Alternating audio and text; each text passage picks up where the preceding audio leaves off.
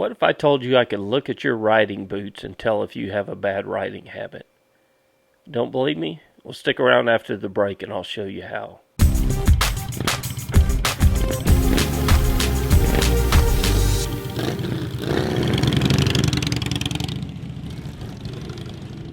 If this is your first time here, welcome. My name's Kevin Morris. I'm a motorcycle instructor in North Texas and also release weekly videos on this YouTube channel, MCrider, to help you become a better rider.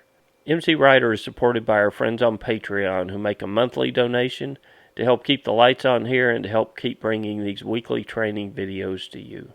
So back to that boot thing. Here's a pair of riding boots that I've probably got, 40,000 miles on them. After you've worn a pair of riding boots, you can begin to tell a thing or two about the rider by examining the boots. So let's take a look at the bottom and I'll show you what I'm talking about. Do you notice anything different looking at the soles of those two boots? If you were paying close attention, you notice that left boot has a whole lot more wear on it than the right boot. Well, why is that? It's not because I'm from Texas and I walk like a cowboy or anything like that. It's because when I'm riding my motorcycle and I come to a stop, my left foot is always the first foot that goes down. In fact, my right foot hardly ever touches the ground when I'm riding a motorcycle.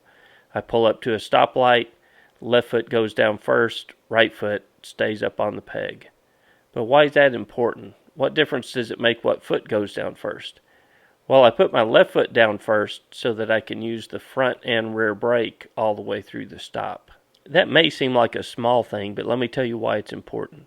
Because every time I come to a stop, I want to use the front and rear brake. Because when that car pulls out in front of me, I want my reaction to always be to use the front and rear brake, because I know that's how I can get the motorcycle stopped in the shortest distance. Because what I do on a daily basis on a motorcycle is what I'm going to do in an emergency situation as well. Remember a few weeks ago I told you about my motorcycle accident. If you haven't seen that, go back and look at episode 23, how I crashed my motorcycle, and you'll hear the story of when I crashed my motorcycle about 9 years ago. And we found out in that story that there were several things that contributed to that accident. Some of those things were big and some of them were small, but all of them contributed to the accident. Every rider develops bad habits in their riding if they don't intentionally stomp those bad habits out. So ultimately, why does putting your left foot down first matter? Well, if you're not in the habit of doing that and using the front and rear brake all the way through the stop, and you're not in the habit of practicing your emergency stops on a regular basis, and you're not in the habit of keeping a good following distance between you and the vehicle in front of you, and you're not in the habit of checking your rearview mirrors occasionally to know what's going on behind you, you can see how all of those small things roll up into a big thing. So when that car does pull out in front of you, you're going to be in a much worse position because you don't have the fundamentals taken care of. But a conscientious rider has all the fundamentals down. They're second nature. They react with those fundamentals so that when the big thing happens, they're in a much better position to avoid an accident. I bet as riders we spend $1,000 to one on what we spend on motorcycles, gear, and the never-ending farkles of things that we can add to our motorcycles, compared to what we actually spend on our ability to control the bike.